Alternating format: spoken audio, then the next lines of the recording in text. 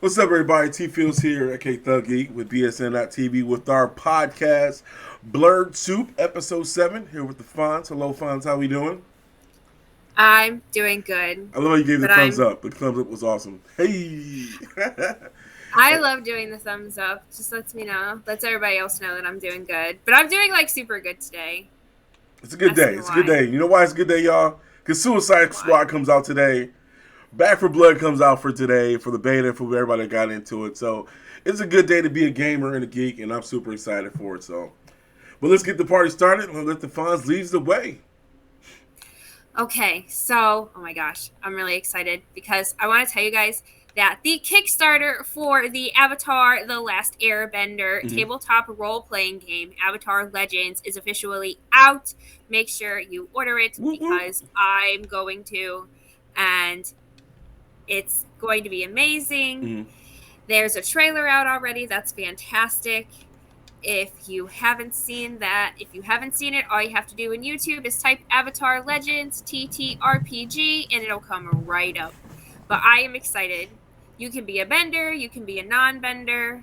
It's basically D&D, but for Avatar: The Last Airbender. Nice. And honestly, I've never played a tabletop. Well, okay, I've played one tabletop role-playing game, but I never really got to like finish it. Mm-hmm. So I feel like this is really something that I can really like craft and like cultivate. Like I feel like this could be like my like D&D that I could like maybe like bring like other people into, because this is a franchise that I'm familiar with, that I know, that I love.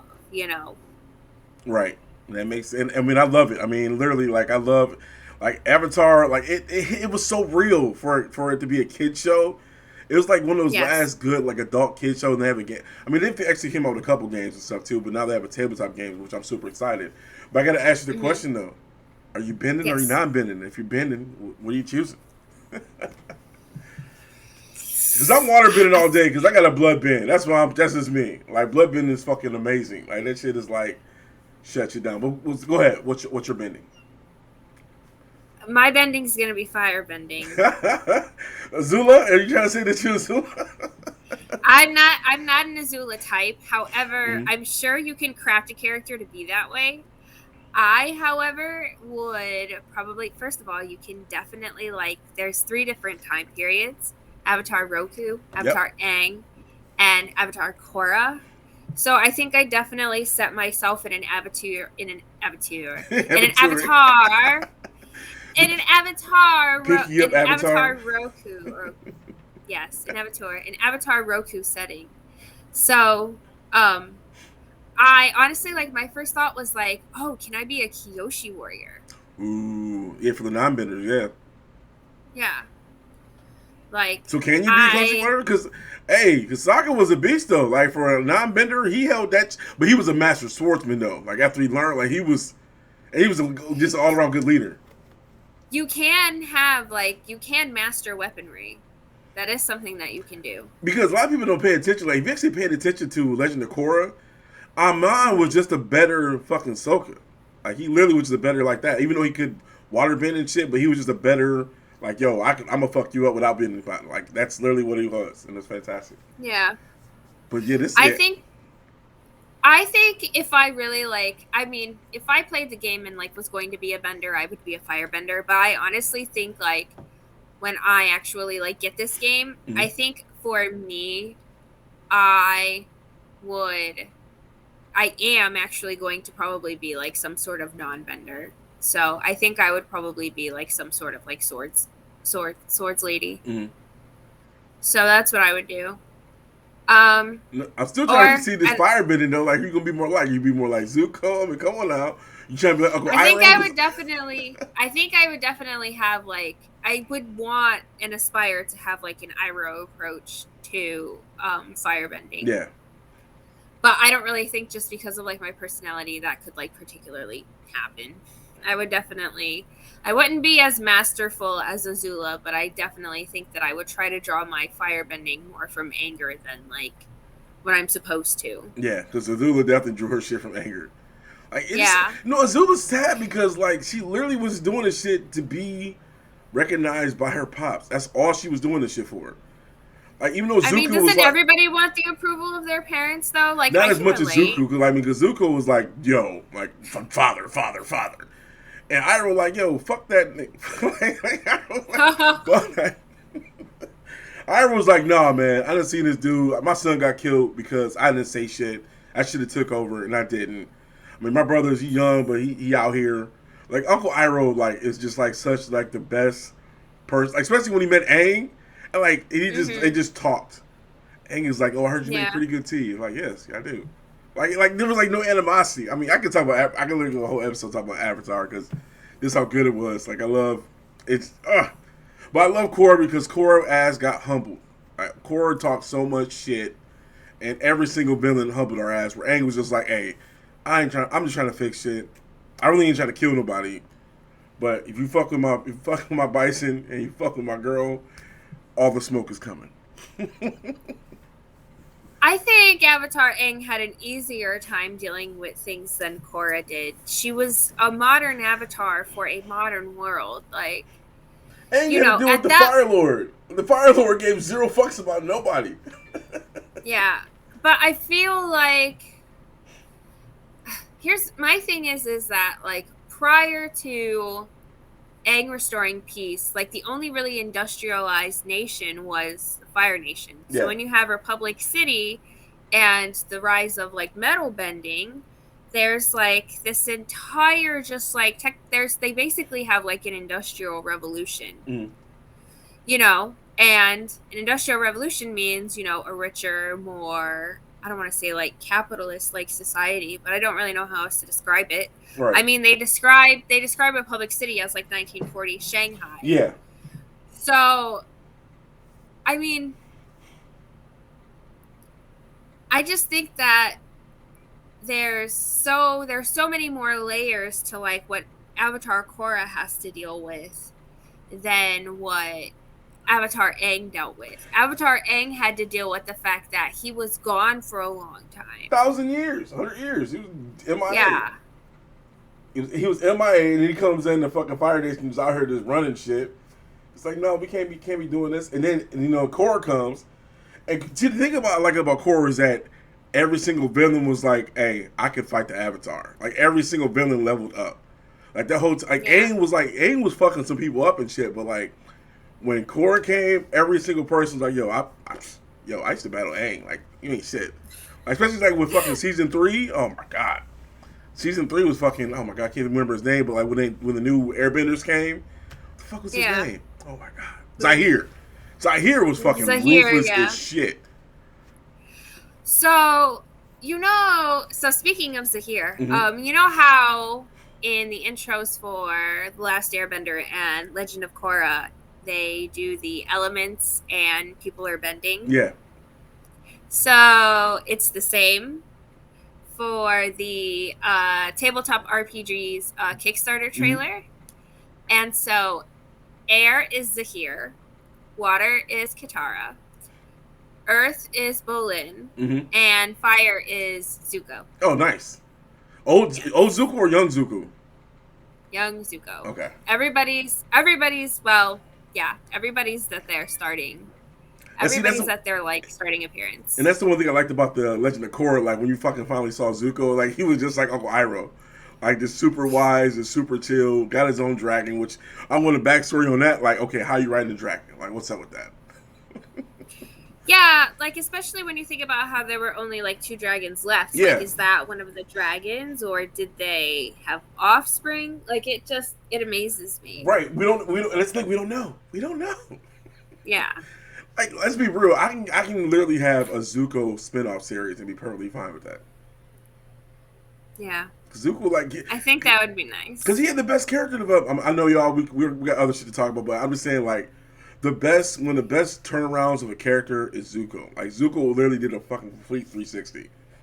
It's truly a redemption arc that other cartoons have truly aspired to imitate very closely. I mean, especially from being burnt by his fucking pops to going on this mission with his fucking uncle to becoming this better person to like training with Aang to firebend. Like, when did you think that Aang was gonna be trained by fucking Zuko and that's trying to hunt him down? and then they both meet the dragons. I'm like, yo, this is the best 360 art ever. And then to see the challenge with him and fucking Azula, and for him to just be like, yo, I got this. Like, I'm calm. Like, nothing. Like, we're good. Yeah. But anyways, before we keep going about Avatar, how great it is on Netflix, so if you guys got it, and it's on Paramount Plus.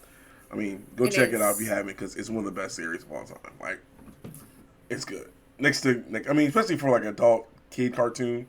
So. Yeah. Oh, speaking of go ahead. Tell me. No, did you finish He-Man? Speaking of which, what? I did.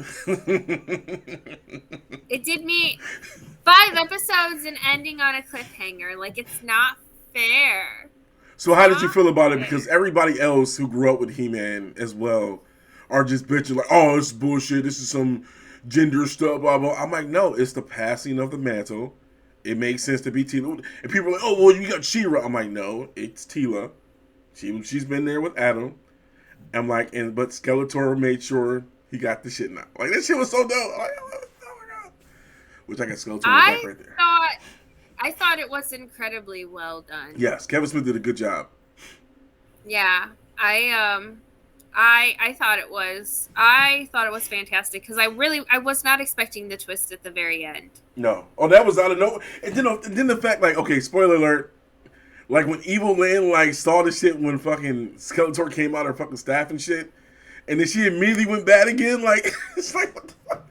For 3 whole episodes you've been a good girl, good guy, and then you just like, it was fun. Like, and plus it was Lena Headey from fucking Game of Thrones playing Evil Lynn. Like, come on now, y'all. Yes, I thought that was a fantastic surprise. And then also was it Jarrell that played Man at Arms? It was the Onion Knight dude. What's his name? Yes, his name is Liam Cunningham. Yes, he was the Man at Arms. Yeah. Yes. I'm like, is this Game of Thrones He-Man? It sounds like it. Yeah. No, it was fantastic. It's just that British actors are cheaper than American actors. I hate to say it, but that's true. I mean, and you get the bang for your buck. I mean, it was fantastic. I like what they did with Merman, Beastman. Like everybody was dope. Like it made an adult themed He-Man.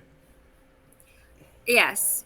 I thought it was way better than She-Ra in that respect because She-Ra is obviously for young children. I won't say young girls because I mean anybody. Because I recommend everybody watch She-Ra. Yeah, I mean, representation is fantastic. I mean, I watched Jim growing up. Like, yo, a cartoon is good. A cartoon's good. Like, period. I mean, even though I was all about the Misfits. Yeah.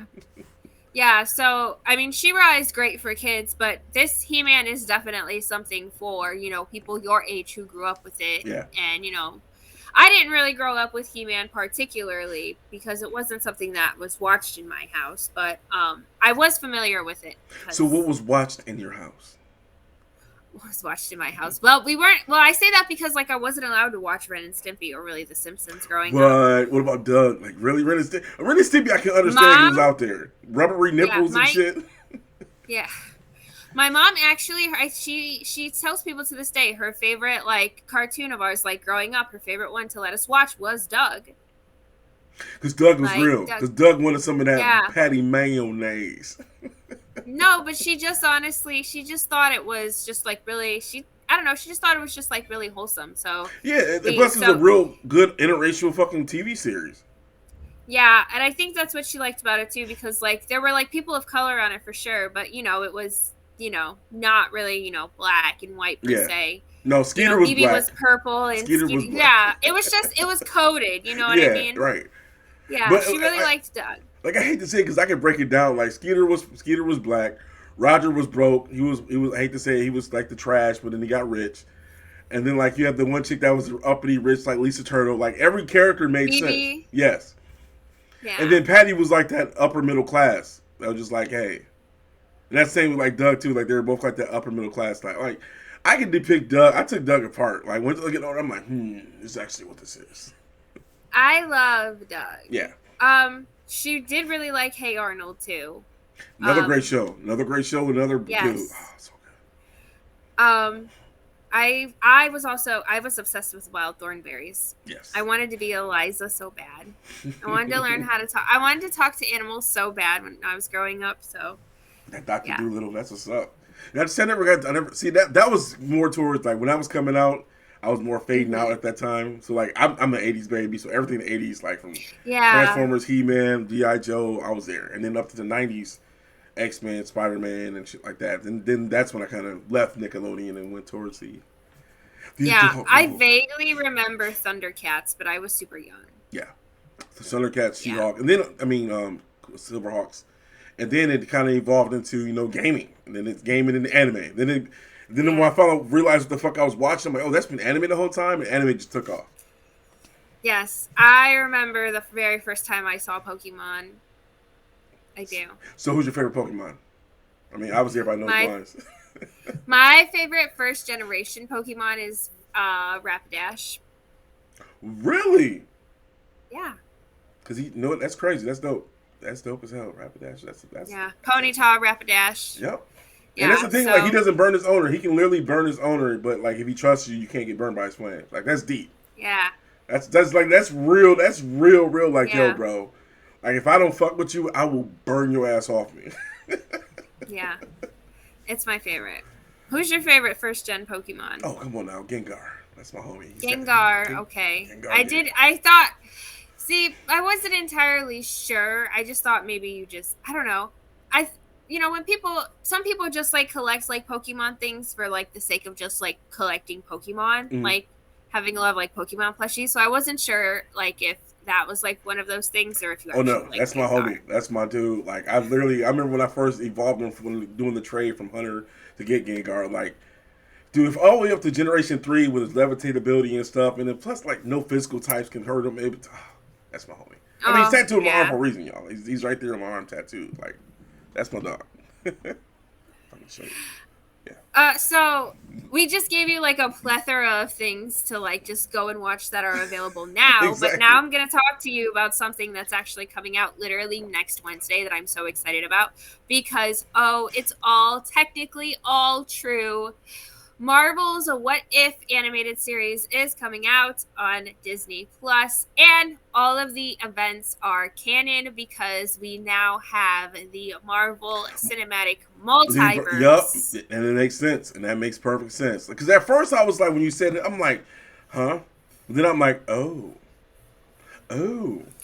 Yeah, before we got on air, and we were talking about topics, and I was like, well, I was going to talk about Marvel's What If, and he was like, well, what about it? I was like, what do you mean, what about it? It's canon now. Like, everything you're about to see in Marvel What If, in some way, shape, or form, on the various timelines in the multiple universes of Marvel is true. Yes. We recently, also this week, along with this news, got a super cool trailer with a Captain Carter, which is basically a Captain America Peggy. Mm-hmm. But because she's from Great Britain, she's got a Union Jack on like her top. And she's got like a Union Jack vibranium shield. Mm-hmm. And like we're like Captain America, like he's got like the red, white, and blue around the center. Mm-hmm. She's actually just got like blue and white.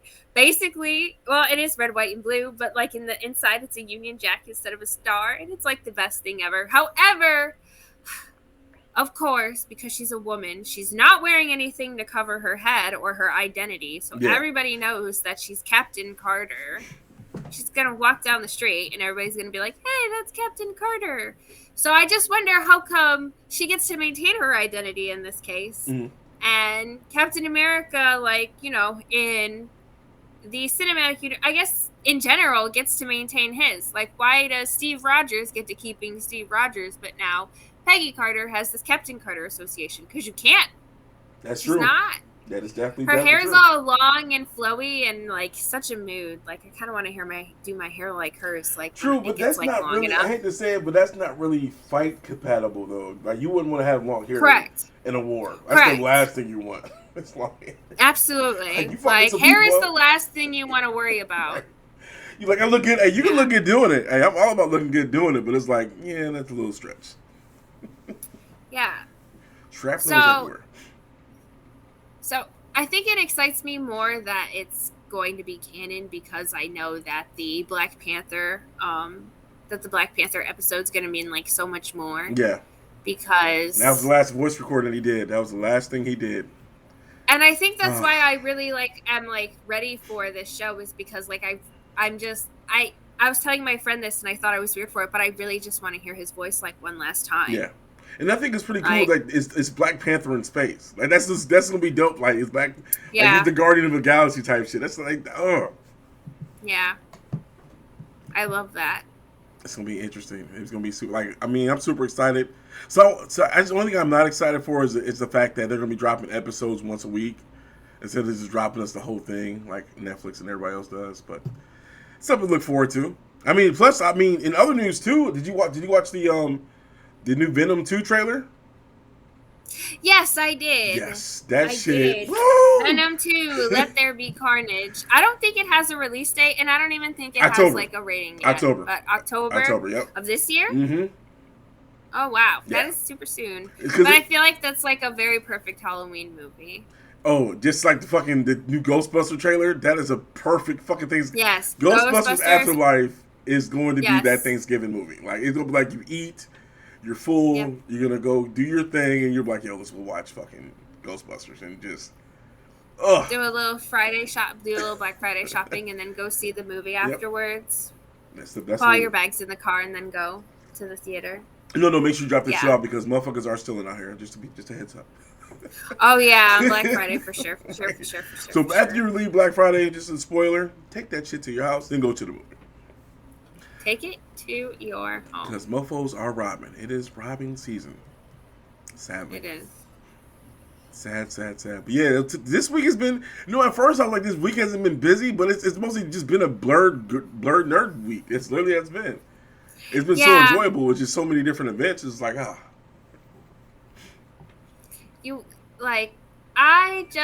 feel like it's been like slow in the respect of like news, like hot topics. Yeah.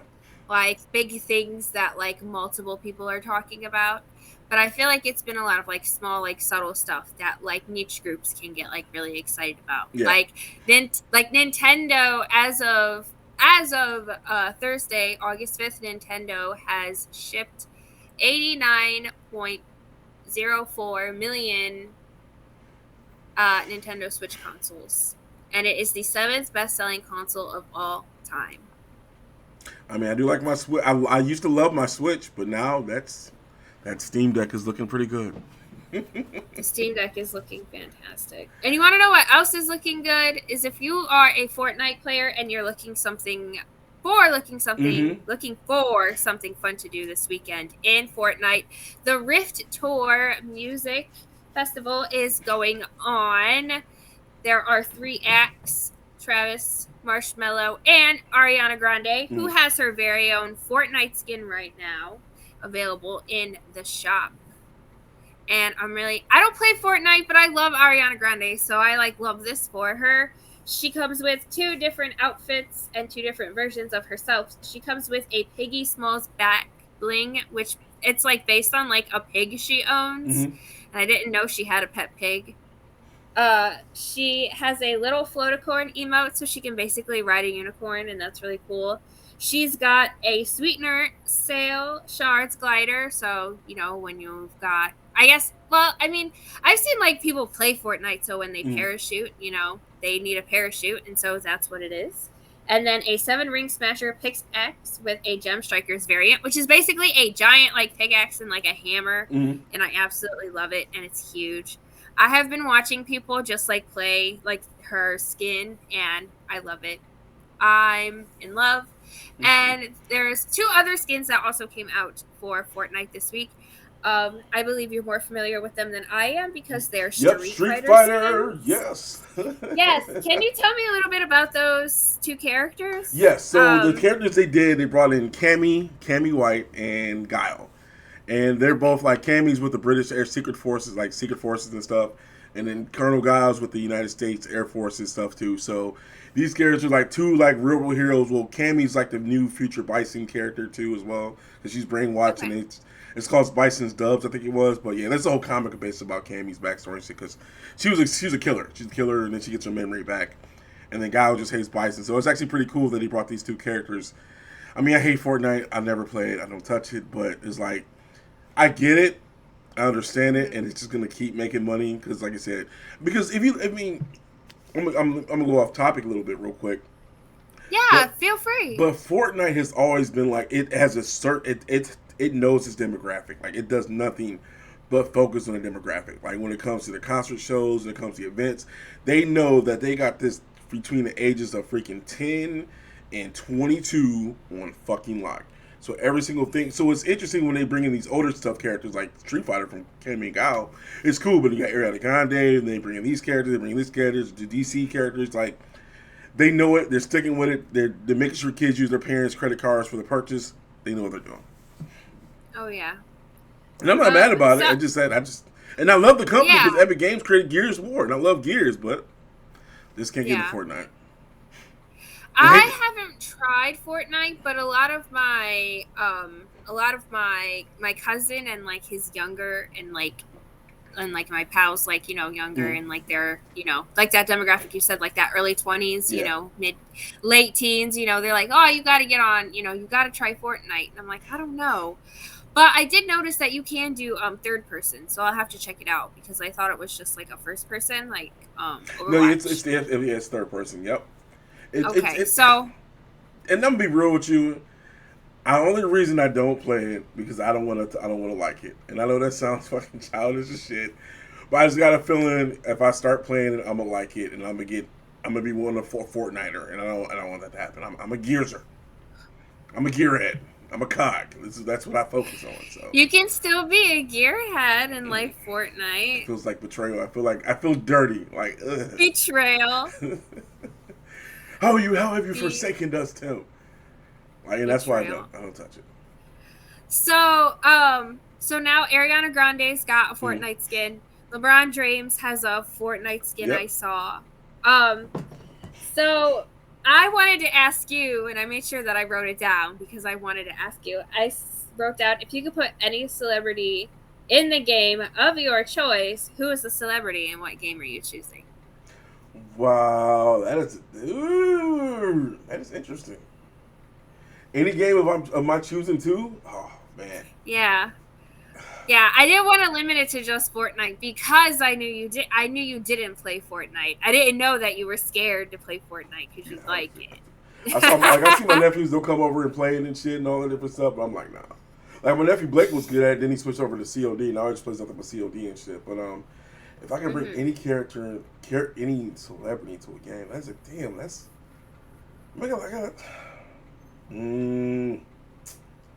that is interesting. What's that mean? Who would I want in the game? That's the thing. Who would I want into a fucking game?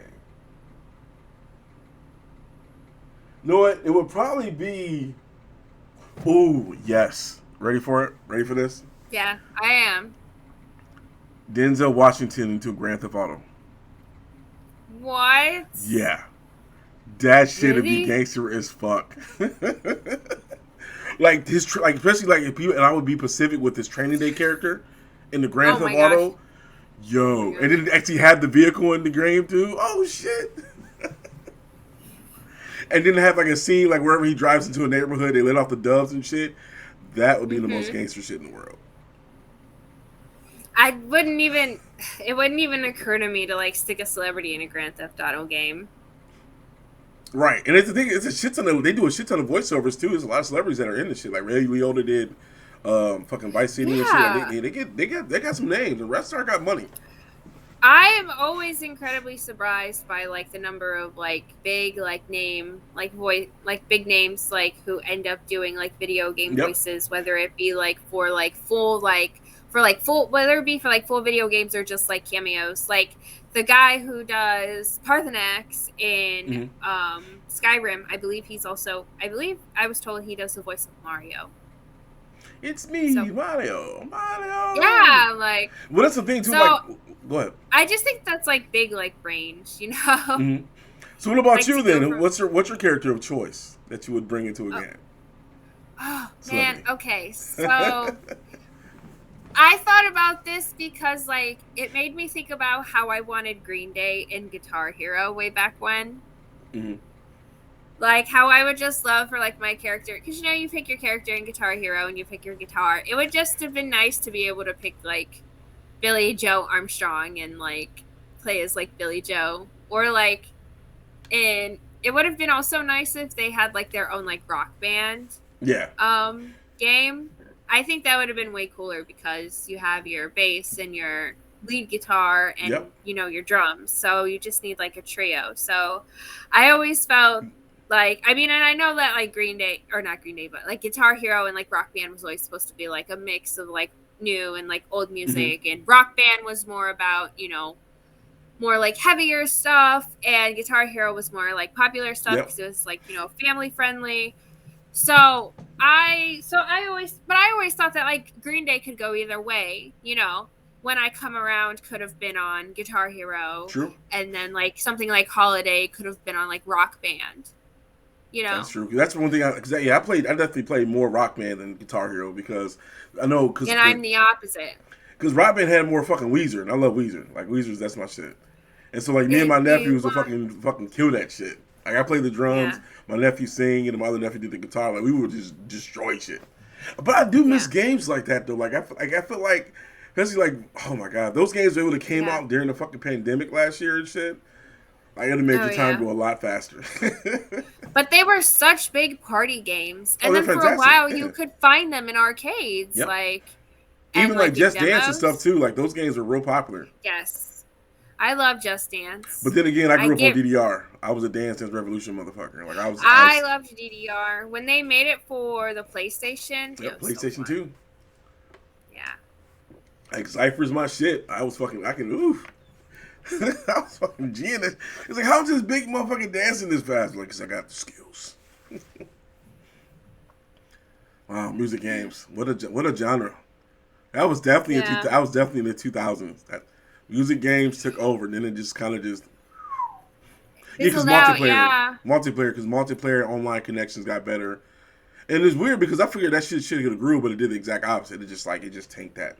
Yeah, genre. It really did, and I didn't even see like any mention of like Guitar Hero games in the National Video Game Museum. Like I didn't even see. I mean, now that I think, I'm looking like behind my laptop at like my Guitar Hero controllers as I say this. Like they didn't even have like any like Guitar Hero controllers on display, and I just feel like that would be such a like. I feel like it's such a staple at this point. They don't believe in it. Really? Yeah. I didn't turn my fucking phone off. My bad. I thought I turned my phone off. Oh my god. Who's calling me right now? My bad. You know what's... Ugh. I feel so horrible right now. 1 second, y'all. I'm so bad. I'm horrible.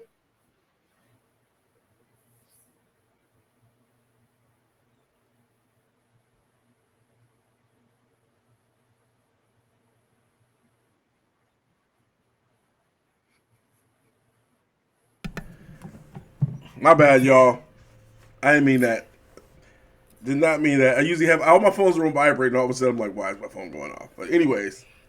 It is BlerdSoup episode 7, and T Fields made a mistake. I'm just kidding. I did. I fucked up. It's okay. I under my fuck up. I fucked up. My bad. Right. But hey. That's okay. Still got a great podcast for those who are still tuning in, so keep listening. We still got some more to come. Yes, so speaking of which, what else we got? Please keep listening because I have to tell you, esports news source Dexerto released the Twitch's most watched streamers in July 2021. Yes, I saw that. There's 10 of them. And number 1 is Osman Gold. Number 2, XQC. Number 3, Coringa. Number 4, Goles. 5, Rothstein.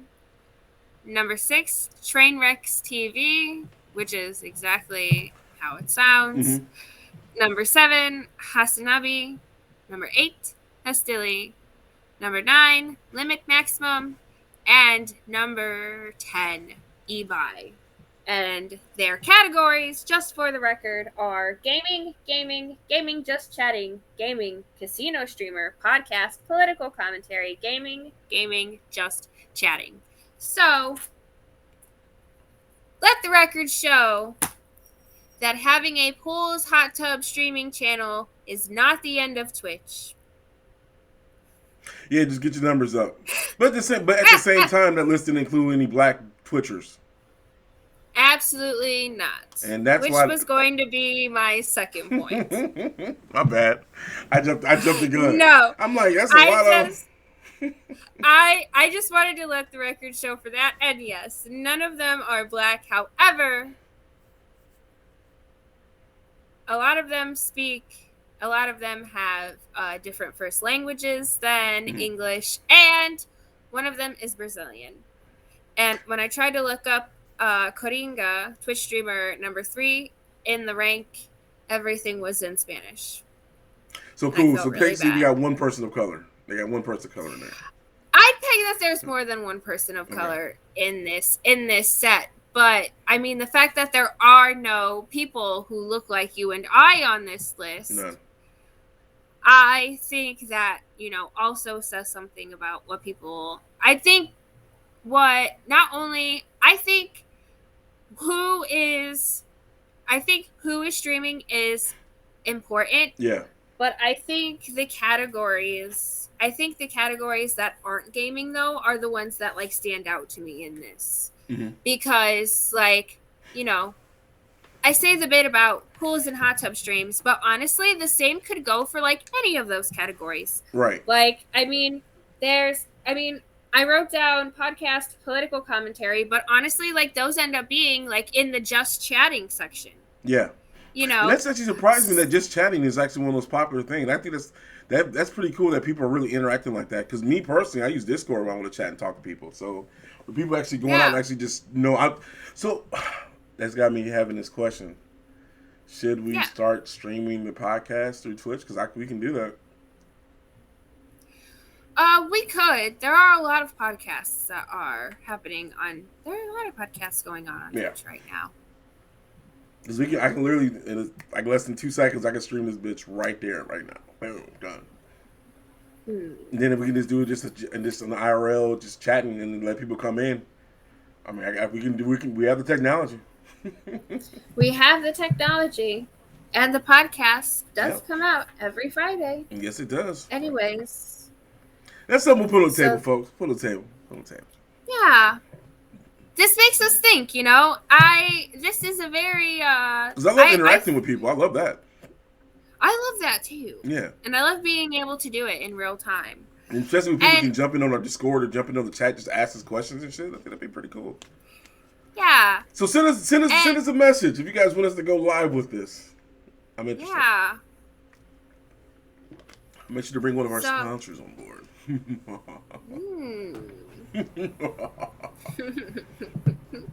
But yes. Yes. Yeah, so I thought that this ranking was pretty interesting. The one thing that I will say is when I look at this charting is it also has like streaming and like the percentage in which their viewership has either gone up or down. Right. And a lot of viewership for them has gone up, like plus 90.4, plus 92.5 is some of them. Pastilli, number 8 on the list, his viewership has gone up plus 385.1%. So I think that's really like saying something about what people are maybe like looking for. And you know, number 8 is really like just gaming. So I kind of wonder, like, you know, I mean, I always wonder, I mean, as a streamer myself, I always kind of wonder, what are the big wigs doing? And what do they have that, you know, maybe like small streamers don't? Right. And a lot of it is opportunities, sponsorships, you know, followings maybe from other like previous, you know, social media sites that maybe no longer exist, like Vine. That is true too. That is definitely true. But still, that's interesting that these cats are the top tier. Like some of the people I thought would be on the list was not on the list. That's even got me more blown. Like. Yeah, and for as much as Twitch has been recently pushing the music category, I'm surprised that there's, from what I saw, like when I was researching, you know, all 10 of them, you know, for their like main like categories and like what they like usually and what they like mainly stream on their channels, none of them do music. I mean, maybe they do music as like a hobby, but like for streaming, like I didn't Yeah, see that. and that's that thing too. Is like especially with Twitch. Twitch is definitely has that younger demographic lockdown too. Like from that Yeah. literally from that the teeny from the 13 to literally I say about 25 demographic. There's not too much of Yeah. us older gamers watch Twitch. Like we grew up on YouTube and like YouTube gaming. So that's like even me like when I stream. I mean my thing is almost over in 4 days. My 30-day ban with Facebook. I'll be streaming again. But like Yeah. that's what I grew up on. Like me watching kids on Twitch to watch stuff. I mean everybody's different. Everybody's got a thing. Like I like streaming to Twitch, but I definitely see you get more interaction than I get more interaction when we both stream on it. Unless we do a tournament and it's kind of a mixture of both. But other than that, I mean it's I mean that's one thing about Twitch. Like you pick and choose what you want, and that's the cool thing about it. So and they're a great sponsor. They're a great sponsor. Yeah. So, we are a Twitch partner, so you can follow us on Twitch at BESN TV1 if you have a Twitch account and want to watch. I stream 4 days a week. Tim streams whenever he wants. I'm right. I try to stream more often. Like I have dates. Like I want to do this one thing. Like beat the sea, y'all. Like, I want to start doing more shit with y'all. Like we're finishing our platform right now, so I got super busy with that. But I'll be coming back around because I'm still a gamer at heart. Just running a large company, trying to run a large company, get everything going, so we can get more of you people in this industry. And I mean you people of color. You people of color. Have you been playing anything to kind of like decompress lately? Maybe like any like mobile games or like yes, maybe I actually have. So I've been more? playing 3 games actually. One game is a mobile game which is called Hempire. It's a weed game. And you're literally like a drug dealer and you bake cookies and stuff. I've been playing a shit ton of that.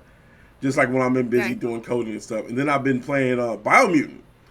I picked up Biomutant for $30. And Biomutant it's definitely not worth 60, but it's definitely worth the 30 because it's like a combination of Kung Fu Panda meets Jade Empire, which came out back in the Xbox, and it's fun. It's fun. It's I guess like it's beautiful.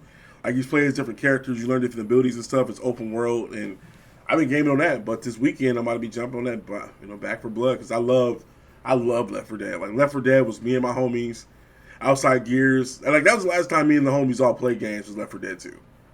So now, like I sent everybody our code. I was able to get a code for them. I'm about to play this weekend and just get some of that good reminiscence of just killing zombies.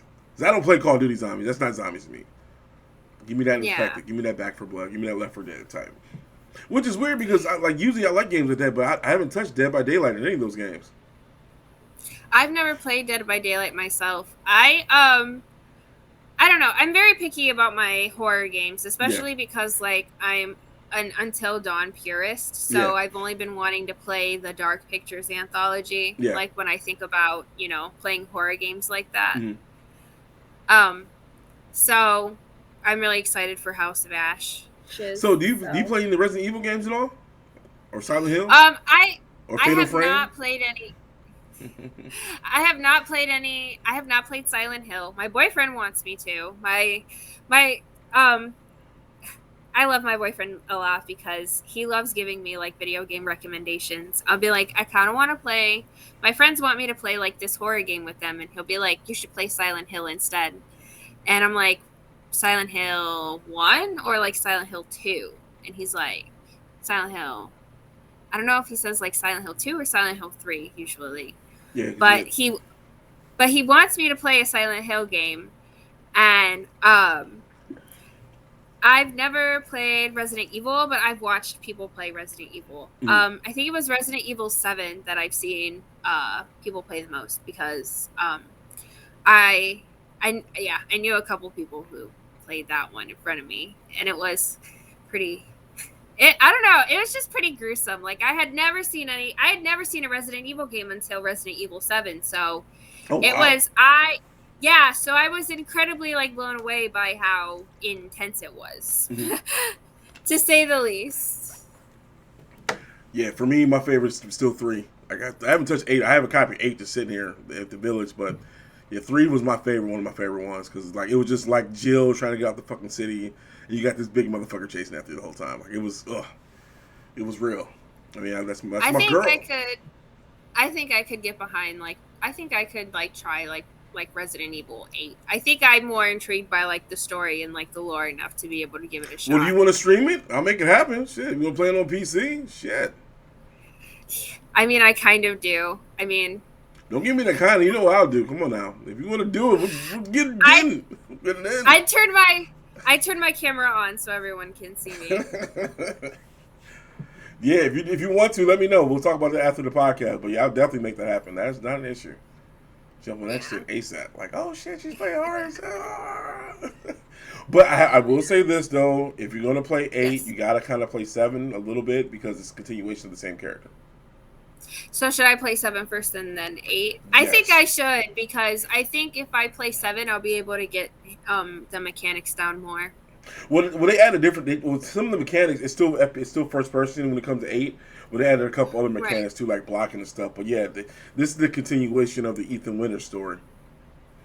Oh right, okay, yes, I remember that guy. So if you want to do it, I'm down. Like get you 7 and get you 8, and fucking go out there and show them what you got out there. Show it. Oh man. Yeah, she's playing Resident Evil. Yeah, she. Our mob bad guys back. Right. Yeah, I see you over there playing with the little rocket there. Right. Yeah. Speaking of villains, maybe not mob villains, but just villains overall. Mm-hmm. Speaking of, the Activision Blizzard harassment continues. This is our final topic. This is our final topic because it's the biggest. It's our final topic of the night, or not of the night. It's our final topic of the podcast. But whether you are watching at night, during the day, while you're at lunch, while you're having breakfast, if you're on your way home from the bars at 2 a.m. or brunching, BlerdSoup, right? BlerdSoup is going to try really hard to keep you updated on this situation as we keep bringing you the best in all of our pop culture and literature. But we didn't want to give you the bad news first. We wanted to save it for the end and give you guys just all the good news and all the good stuff that we've been feeling this week. So, employees are rejecting the law firm that Activision Blizzard is using because they are known for union busting. Activision has actively, pun intended, Activision Blizzard has actively been ignoring their 4 demands. They've wanted wage transparency. They've wanted increased pay transparency, and they wanted diversity, hiring, and better retirement practices. And nobody is listening. And they're getting slapped with another lawsuit that is filing for class action status from shareholder Gary Cheng, who says that the 27th and the 28th events that took place in July are proof that they deceived them on a statement saying that their unaudited quarterly filings contained materially false statements in light of their current lawsuit, because they told them that they had obviously a good environment, but they're being sued now for negligent oversight. So, and to lay it on thicker, on top of being accused of negligent oversight with their shareholders, T-Mobile and all signs are being pointed at that T-Mobile has pulled their sponsorships from their Overwatch and Call of Duty leagues. The evidence? The evidence. The evidence. The entry period for T-Mobile's Call of Duty sweepstakes was quietly canceled. Overwatch and Call of Duty League websites no longer have any reference to T-Mobile when the logo was on the website before the lawsuit. And the New York Sublimers, a Call of Duty esports team, had to tape over their T-Mobile logo on their jerseys. Oh, wow. So when you have to tape over a logo, I think that's pretty serious. Yeah, that's basically telling you, hey, dog, we don't fuck with you. Yeah. Hey, man, what? Cover that shit up. Like, it was pulled so quickly, in my view, that, like, there was no time for them to even get new jerseys. Like, and that just, like, it just shows, like, how quick and how, like, people aren't messing around with this. I mean, let's real quick, and we're gonna jump right back to it. I mean, look what happened over the weekend with the baby. Yes. I Yes. like that's yo. It was like yo, you canceled. Time out. Right. Time out. Time out. Time Right. out. Go for it. I just want to say before we, of all the things that you could say to hype people up in the club, Yep. why would you say that? Right. What was you thinking? What was you thinking? No, you weren't. You were lit as fuck, and you just like fucking. I'm like you were thinking, and you did it, and you're like shit. If you're out here with your partner, put your cell phone lighters up. First cell phone lighter. That was my other thing. Yeah. It is cell phone lighter. Cell phone lighter. Show that support. But yeah, that like I mean, this is let's get into detail real quick with this. So you got one end, sponsors are backing out now. We've seen it happen before plenty of times with anything that's bad publicity type shit and stuff. Especially with Activision Blizzard. But then you have a person like the baby, which is technically just utilizing, hate to say this, don't judge me, motherfuckers. Excuse my French. But he just utilizing freedom of speech. And then he gets condemned. When you actually got motherfuckers like here at Activision Blizzard doing dirt, and nobody's canceling that. I mean, even though it keeps being brought up, we're covering it. But where's the cancel culture over here? Where it's like, yo, like somebody died. But the president stepped down, he's still getting his money. Like, come on now, y'all. Like, what's that mean? So they're systematically like messing with the system in Activision Blizzard, But it's not doing anything though. Like, even though we keep talking about it, but it's like, look what happened. The baby said something that he has the right to say whatever the fuck he wants to say, and got destroyed immediately. And then you actually have research and development going with what Activision is doing. Yet nobody's not stopping playing the game. Nobody stopped playing Overwatch. Nobody stopping Call of Duty. They try to do a blackout. And you have proof. That's the thing. You actually have proof of these motherfuckers and that's, doing. I think the disgusting part about it is that like literally like you could literally go on Twitch right now and like see multiple people still playing Call of Duty. And it's like this doesn't like playing any Activision Blizzard game right now and streaming it for people to watch and consume is just incredibly tone deaf at this point. Of course. We are going on week 3. I feel like this is this week 3? Yep, week 3 on that. We've been talking about since episode 4. Yeah, so 3 weeks of this mess has happened, and it's just at this point, if you're streaming Activision Blizzard games, I feel like that's super tone deaf. I am working really hard to just find everything that they are owning, that their acquisitions. I'm looking I'm not trying to play any Activision Blizzard games. If something happened like this with Maxis, I would not playing The Sims right now. Yeah. If something like this happened with EA, I would not be playing The Sims right now. I would be uninstalling Origin point blank. I would be taking Origin completely off my laptop, and all of my stream time would definitely go into other things. This isn't this wouldn't be something that as a streamer I would be taking lightly, and I don't think other streamers should either. And but once again, I go and that's super valid. I'm the same way, but it's once again though, where is the cancel culture? Right, where's the cancel culture with this? So let's put it this way. Fine, let's put it this way. What if it was a black president that was over EA? I mean, that was over Activision. It'd be in a whole other different story right now, and that's the fucked up thing too. That's that bullshit ass racism that still exists in this game industry, just like that. Literally, if this is all black people doing this shit, man, it would also be all over the news too. Exactly. It would be national. And the thing is, I want you to know that I finally did see a news organization cover the Activision Blizzard lawsuit, but I want you to know that it was AFP, a French publication. Wow. A French news organization is covering the Activision Blizzard lawsuit so more than NPR is not covering this shit either? They might be. I actually haven't been listening to NPR lately. I should probably get back to it. I'll have to really look into that. But no, I have not seen anything from NPR about it. But I'm sure I wouldn't put it past if public radio stations in California are picking it up. Because usually my NPR station is Michigan Radio. Yeah. So I'd probably have to, and with the, not to like plug, but like with the NPR app, you can kind of like switch and like search different like radio stations. So I bet if I listened to like the Los Angeles NPR station, I'm sure that'd be something that they'd be talking about.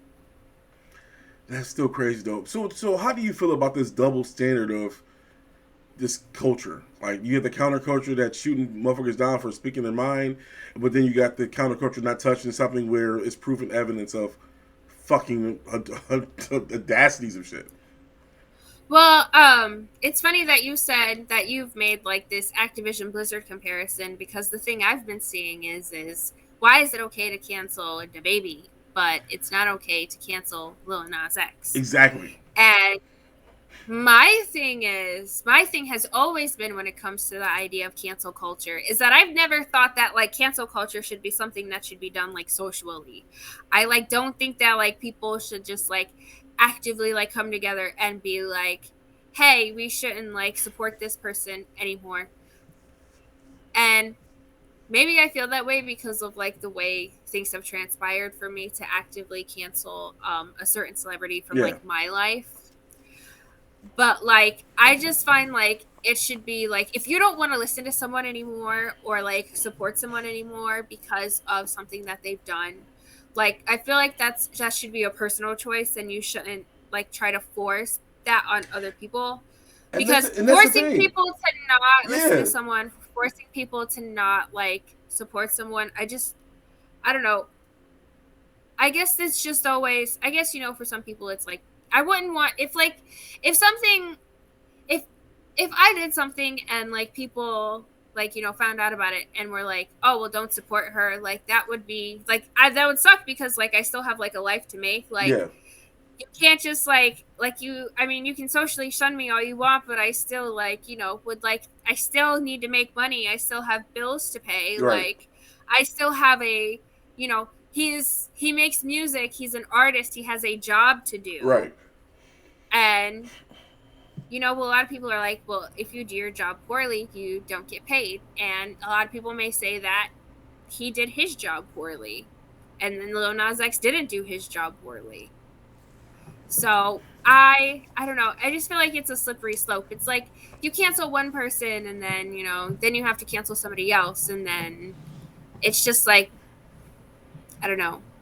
I think we should be putting our energy into other things. Like instead of canceling DaBaby, maybe we should be looking at, you know, the initiatives in place that led him to kind of spout that type of narrative. Yeah. Like what is happening like systematically and like institutionally that's like supporting like this narrative that like he tried to push, not like on stage. Like I don't really know like exactly what he said. Like I haven't like seen like a video or anything, like, and I don't really know like the direct quote, and I don't even know like the gist of it.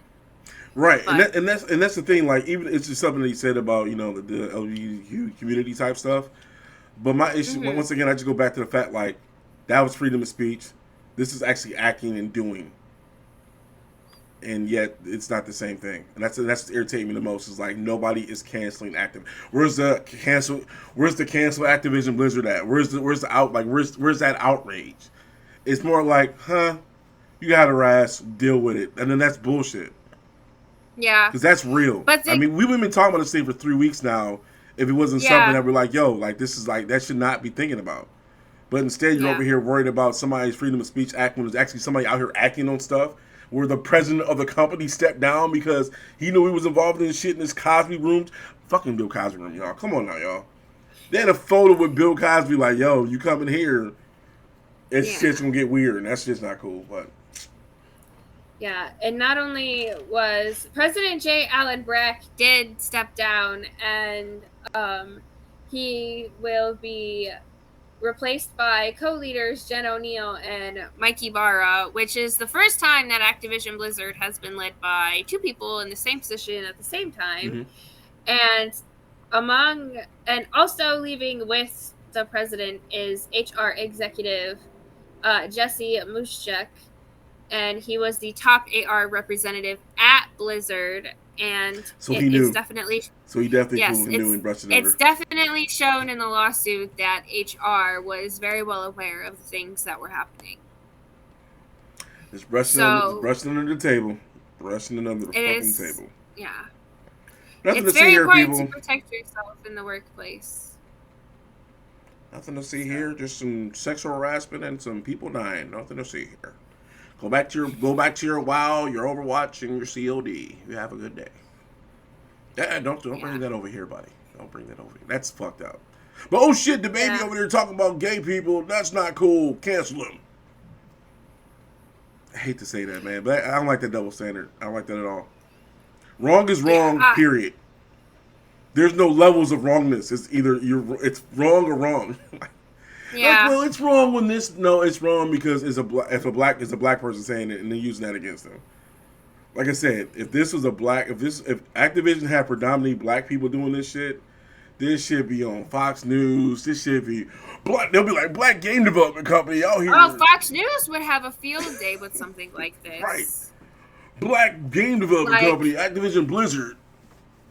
Like, they talk about video games, like, being violent on Fox News, like, as it is. I can't imagine what it would be like if this happens, like, predominantly black, like, video game studio, and they were like, we'll see what kind of workplaces, you know, all black, you know, work, you know, businesses, you know, like, foster, like. It's just all black over there. What? Yeah. Excuse me? They want diversity. Like, they'd be shouting about how we want diversity in the workplace and then run our workplaces like that. You know what I mean? Like, it's like, I'm the one black guy here out of 3,000 people, and you want to talk about me having a black company with 100 hires that are black? Oh, it's just so black over there. Excuse me? What? It's ridiculous. Like, bigotry. Bigotry is real, people. Bigotry is real. And especially in the video game industry, bigotry is real. But that is what Black Esports Network is here for. We are here to help combat that bigotry in the video game network by being your number one place for video games and esports of the black community and black streaming and black content creation and all of those things. We're here for you guys. We are. We're here for you. Like, I don't know why we keep integrating that. Like, we are here for y'all. Like, feel free to reach out at us. Come on now. Follow us on Twitter and everything.